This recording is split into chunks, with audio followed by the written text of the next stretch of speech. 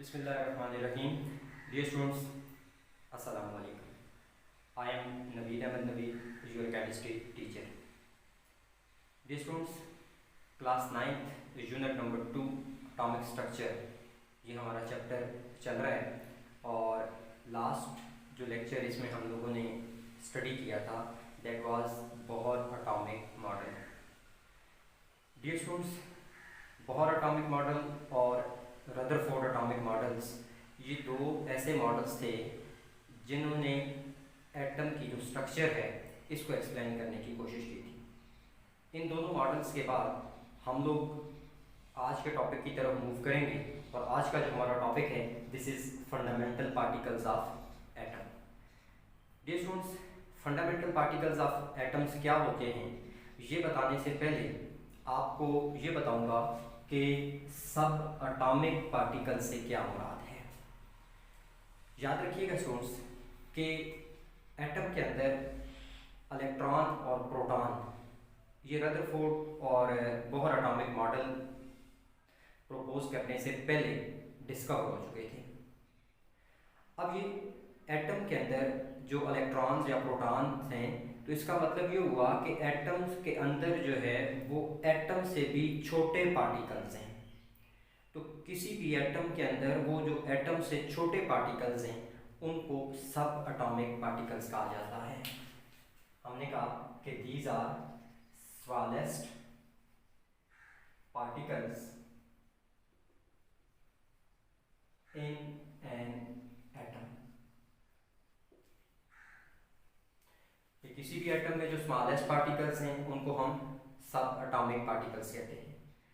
अब ये स्टूडेंट्स, आज तक तकरीबन 100 के लगभग जो है वो सब एटॉमिक पार्टिकल्स डिस्कवर हो चुके हैं. लेकिन ये बात याद रखिएगा कि ये 100 जो सब एटॉमिक पार्टिकल्स हैं ये हर एटम का हिस्सा नहीं है. सिर्फ इनमें से सिर्फ 3 पार्टिकल्स ऐसे हैं जो हर एटम का हिस्सा हैं और वो जो 3 पार्टिकल्स हैं जो हर एटम का हिस्सा हैं उनको हम लोग फंडामेंटल पार्टिकल्स ऑफ एटम कहते हैं. Particles, subatomic particles which are part of every atom, वो क्या कहलाएंगे? फंडामेंटल पार्टिकल्स कहलाएंगे. और इनकी तादाद टोटल जो है वो 3 है, जिनमें से एक का नाम जो है वो इलेक्ट्रॉन, एक को हम प्रोटॉन और एक को हम न्यूट्रॉन कहते हैं. ये 3 वो पार्टिकल्स हैं जो हर एटम में मौजूद हैं, इसलिए इनको फंडामेंटल का मतलब होता है बुनियादी, जो किसी चीज़ की बुनियाद हो. तो चूंकि ये बुनियादी पार्टिकल्स हैं इलेक्ट्रॉन, प्रोटॉन और न्यूट्रॉन, तो इस वजह से इनको फंडामेंटल पार्टिकल्स ऑफ एटम कहा जाता है. अब ये स्टूडेंट्स, हमने इलेक्ट्रॉन, प्रोटॉन और न्यूट्रॉन जो हैं इनकी कुछ प्रॉपर्टीज को जो है वो डिस्कस करना है. सबसे पहले हम लोग आएंगे इलेक्ट्रॉन की तरफ. इलेक्ट्रॉन, डियर स्टूडेंट्स, इलेक्ट्रॉन जो है ये इन 3 फंडामेंटल पार्टिकल में से सबसे लाइटेस्ट पार्टिकल है, सबसे हल्का पार्टिकल है. Lightest particle among these 3. मैं ये नहीं कह रहा कि तमाम सब एटॉमिक पार्टिकल में से, सिर्फ ये जो 3 फंडामेंटल पार्टिकल्स हैं इनमें जो सबसे लाइटेस्ट है, सबसे जो हल्का है वो क्या है? इलेक्ट्रॉन है. और इसका जो मैस होता है वो है 0.000548. इसका जो मैस है this is equal to 0.000548 AMU. Atomic mass unit, इससे पहले आपको बताया है मैंने कि ये मैस का ही यूनिट है, एटम के मैस का यूनिट है. अब यहाँ चूंकि इलेक्ट्रॉन जो है वो भी एक छोटा सा पार्टिकल है, एक लाइटेस्ट पार्टिकल है, तो इसका जो मैस है वो भी बहुत ही कम होगा. और वो कितना है? 0.000548 AMU. और अगर इसी मास को हम ग्राम्स में ले लें तो ग्राम्स में इसका जो मास बनता है वो है 9.11 इंटू 10 रेज टू पावर -31 ये gram. 9.11 into 10 raise to power -31 sorry kilogram ही किलोग्राम। केजी में इसका जो मैस है वो कितना बनता है 9.11 into 10 raise to power -31 kilogram. और डियर स्टूडेंट्स, किलोग्राम को ग्राम में कन्वर्ट करने के लिए आप उसको मल्टीप्लाई किया करते हैं 1000 के साथ। तो 1000 का मतलब होता है 10 रेज टू पावर 3। तो इसको आप जब 10 रेज टू पावर 3 के साथ मल्टीप्लाई करेंगे तो ये आपके पास आएगा 9.11 इंटू 10 रेज टू पावर -28 ग्राम। तो 3 यूनिट्स में आपके सामने मैंने मास लिख दिया है। और ये एमसीक्यूज में आता है कि आपको पूछा जाएगा मैस ऑफ इलेक्ट्रॉन एएमयू में पूछा जा सकता है, किलोग्राम में पूछा जा सकता है और ग्राम्स में पूछा जा सकता है। तो डियर स्टूडेंट्स, एएमयू में क्या है 0.000548 एएमयू, किलोग्राम में क्या है 9.11 into 10 raise to power -31 kilogram. और जब आपने इसको ग्राम में कन्वर्ट करना है तो 1000 या 10 रेज टू पावर 3 के साथ मल्टीप्लाई कर देना है। तो ये हो जाएगा 9.11 इंटू 10 रेज टू पावर -28 ग्राम। दूसरी बात जो इलेक्ट्रॉन के हवाले से आपने याद रखनी है डियर स्टूडेंट्स, वो है इसका चार्ज। इससे पहले भी हमने बार बार ये बात की हुई है कि इलेक्ट्रॉन पर नेगेटिव चार्ज होता है। इलेक्ट्रॉन के जो चार्ज का साइन है वो क्या होता है नेगेटिव होता है। अब नेगेटिव तो साइन हो गया, अब इस चार्ज का कोई ना कोई मैग्नीट्यूड भी होगा, कोई ना कोई क्वांटिटी भी होगी। तो डियर स्टूडेंट्स, जो आपके पास इलेक्ट्रॉन है इसका चार्ज होता है 1.62 into 10 raise to power -19 coulomb, C for coulomb. और कूलम जो है वो चार्ज का यूनिट है। चार्ज क्या है नेगेटिव और मैग्नीट्यूड क्या है उसका 1.62 into 10 raise to power -19 coulomb. तो जब कभी आप magnitude of charge of electron लिखेंगे तो साथ आपने नेगेटिव का साइन डाल देना है। तो ये हमारे पास होगी ये दूसरी बात कि 3 प्रॉपर्टीज अभी तक हमने पढ़ी। नंबर 1 लाइटेस्ट पार्टिकल है अमंग दीज 3। मैस उसका हमने जो है वो 3 यूनिट्स में जो है वो लिखा है। जो आपने याद करना है एमसीक्यूज है। ये चार्ज ऑफ इलेक्ट्रॉन नेगेटिव होता है और 1.62 into 10 raise to power -19 coulomb जो है ये इसका चार्ज होता है। ये भी आपके पास जो है वो एमसीक्यूज आएगा। अब ये स्टूडेंट्स, इसके बाद हमारे पास दूसरा पार्टिकल है जिसको हम प्रोटॉन कहते हैं। प्रोटॉन जो है this is heavier than electron. ये इलेक्ट्रॉन के मुकाबले में हैवियर है, हैवियर देन इलेक्ट्रॉन। ई नेगेटिव जो है वो इलेक्ट्रॉन की रिप्रेजेंटेशन है। अब कितना हैवियर है तो डियर स्टूडेंट याद रखिएगा कि proton is 1836 times heavier than an electron. एक इलेक्ट्रॉन के मुकाबले में प्रोटॉन 1836 टाइम हैवियर है। तो सबसे पहले हम इसका भी मास जो है वो लिख लेते हैं। तो डियर स्टूडेंट्स, प्रोटॉन का जो मास होता है वो होता है 1.0072 1.007276 AMU। मैस ऑफ प्रोटॉन कितना है 1.007276 AMU जो है वो इसका मैस है। और अगर हम ग्राम में इसको लिखते हैं तो ये हो जाएगा 1.67 into 10 raise to power -27 kilogram. Kilogram में इसका mass 1.67 into 10 raise to power -27 kilogram आ जाता है। और अगर आप इसको भी ग्रामों में कन्वर्ट करेंगे तो जैसे यहाँ 10 रेज टू पावर 3 के साथ मल्टीप्लाई किया था तो इसको भी 10 रेज टू पावर 3 के साथ जब मल्टीप्लाई करेंगे तो ये हो जाएगा 1.67 इंटू 10 रेज टू पावर -24 ग्राम।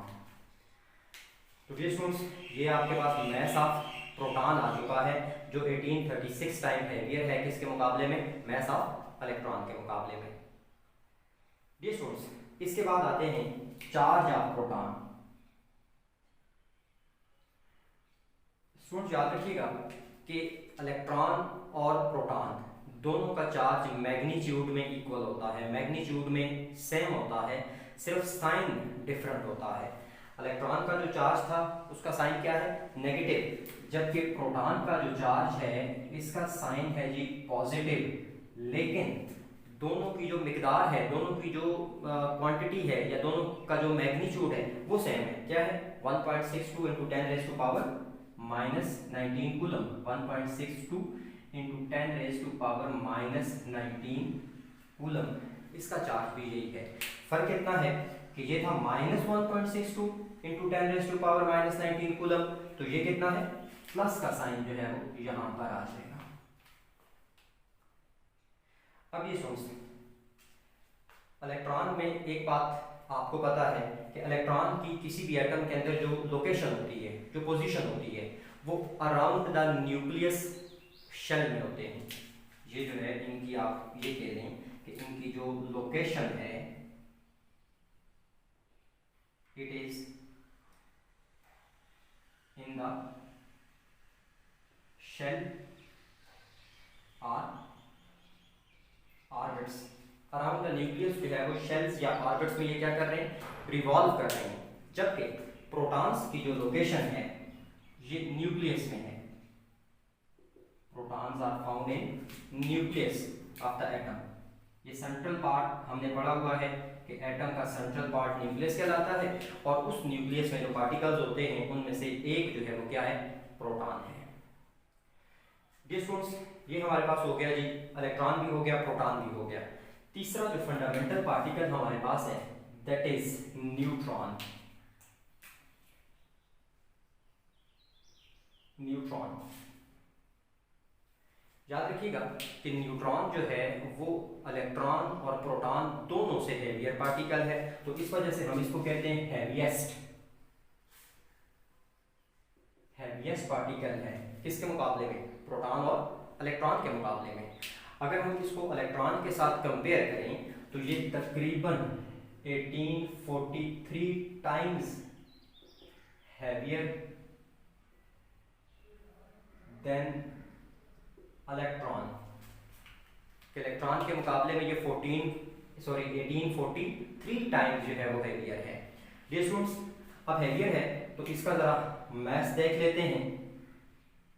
क्योंकि हैवियर है तो इसका मैस प्रोटॉन के मुकाबले में भी और इलेक्ट्रॉन के मुकाबले में भी क्या होगा, ज्यादा होगा। और ये है जी 1.00866 1.00866 AMU।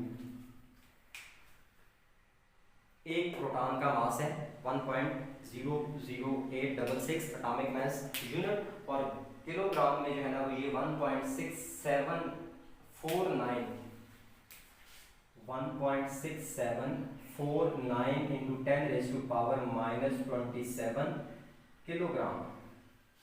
ये स्टूडेंट्स, जो आपके पास प्रोटॉन का मास है एग्जैक्ट वो होगा 1.6726। ये जो है 1.6726 और ये कितना है 1.6749। तो आप देख सकते हैं कि दोनों के मैसेज में जो डिफरेंस है वो बहुत ही कम है, और वो यहाँ से भी आप प्रेडिक्ट कर सकते हैं कि ये 1843 टाइम इलेक्ट्रॉन से हेवियर है और ये 1836 टाइम जो है वो इलेक्ट्रॉन से हेवियर है। तो प्रोटॉन और न्यूट्रॉन जो है इनके मैसेज में कोई खास फर्क जो है वो नहीं है।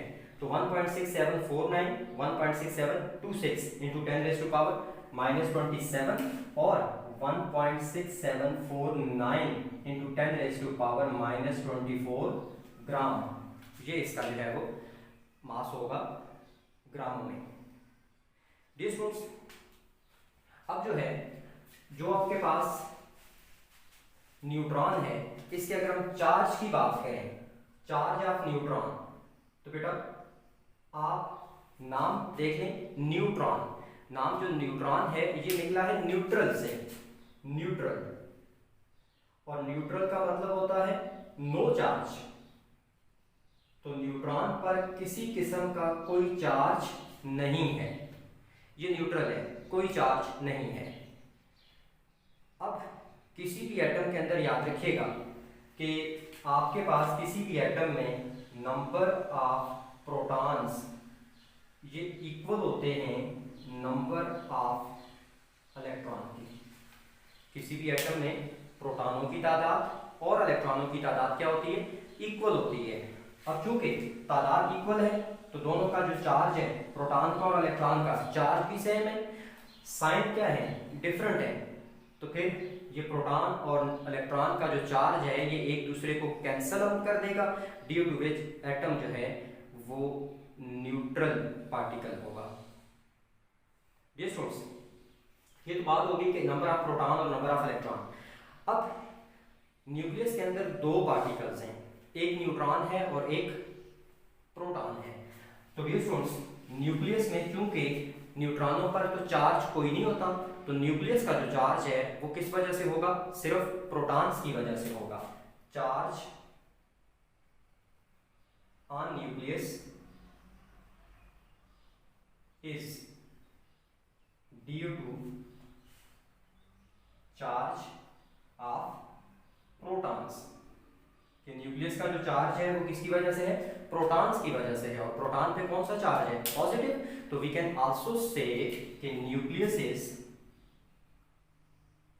Positively charge parts, positively charge part of the atom. Nucleus किसी भी एटम का पॉजिटिवली चार्ज पार्ट होता है क्योंकि उस पर चार्ज पॉजिटिव होता है ड्यू टू प्रोटॉन। और इसके बाद याद रखिएगा कि किसी भी एटम के न्यूक्लियस के अंदर दो चीजें हैं, एक प्रोटॉन है और न्यूट्रॉन है। तो याद रखिएगा प्रोटॉन और न्यूट्रॉन्स की तादाद इक्वल हो सकती है, मे बी के number of neutron is equal to number of protons। Protons और न्यूट्रॉन्स की तादाद इक्वल हो सकती है, या हमेशा क्या होता है कि न्यूट्रॉन्स की तादाद प्रोटॉन से ज्यादा, अगर इक्वल नहीं है, पहली बात यह कि इक्वल हो सकती है, अगर इक्वल नहीं है तो फिर न्यूट्रॉन्स क्या होंगे, ज्यादा होंगे, किसके मुकाबले में, प्रोटॉन्स के मुकाबले में। और number of neutrons are greater than number of protons. तो डियर स्टूडेंट्स, ये हमारे पास आज का टॉपिक है सब एटॉमिक पार्टिकल्स। अब डियर स्टूडेंट्स, इस वीक में आप लोगों ने जो टॉपिक्स पढ़े हैं वो क्या थे, आपने रदरफोर्ड एटॉमिक मॉडल को पढ़ा है, आपने बोहर एटॉमिक मॉडल को पढ़ा है, और आपने फंडामेंटल पार्टिकल्स ऑफ एटम को पढ़ा है। अब इन्हीं टॉपिक्स में से आपका एक छोटा सा टेस्ट जो मैं आपके सामने देख रहा हूँ, और ये टेस्ट आपने व्हाट्सएप करना होता है अपने कोऑर्डिनेटर सर वसीम को, या जो भी बाकी कैंपसेस के एबटाबाद और हरिपुर कैंपसेस के जो स्टूडेंट्स हैं उनके जो कोऑर्डिनेटर्स हैं, तो आप उनको व्हाट्सएप कीजिएगा। टेस्ट आपके सामने लिख रहा हूँ, इसको आपने नोट कर लेना है।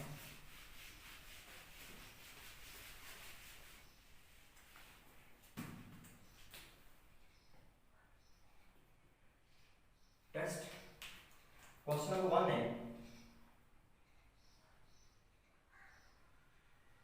discuss different postulates of Bohr's atomic model. Bohr's atomic model के जो मुख्तलिफ postulates हैं वो आपने डिस्कस करने हैं। और क्वेश्चन नंबर 2 जो है वो है जी, right down the properties of fundamental particles of atom।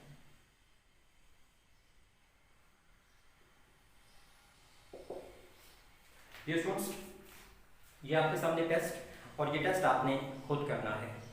याद रखिएगा ये स्टूडेंट्स कि कोविड-19 की वजह से आप जानते हैं कि स्कूल इदारे सारे जो है वो बंद हैं, और ये ऑनलाइन एजुकेशन ही इस वक्त हमारे पास वाहिद सोर्स है आप लोगों को एजुकेट करने का।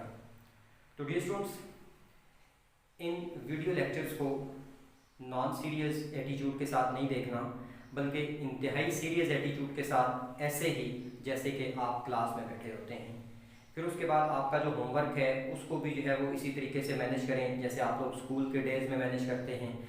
टेस्ट को भी उसी तरीके से जो है वो परफॉर्मेंस शो करें जैसे आप स्कूल के डेज़ में जो है वो करते हैं। और मोस्ट इम्पॉर्टेंट डियर स्टूडेंट्स, अगर आपको जो है वो किसी किस्म का कोई इशू आता है, अगर आपको किसी किस्म का कोई प्रॉब्लम आता है केमिस्ट्री से रिलेटेड टॉपिक में, तो आप मुझसे डायरेक्ट जो है वो मेरे व्हाट्सएप नंबर पे जो है वो कांटेक्ट कर सकते हैं। और वो मैं आपके सामने लिख रहा हूँ, दिस इज़ 0336 0800 जिस स्टूडेंट्स इस पर आप मुझे व्हाट्सएप कर सकते हैं अपना नेम, क्लास, कैंपस और जो आपका क्वेश्चन है। और डियर स्टूडेंट्स, जो भी आपको प्रॉब्लम होगा वो इस पर आप मुझसे पूछें और आपको उसका आंसर जो है वो मिलेगा। Thank you so much.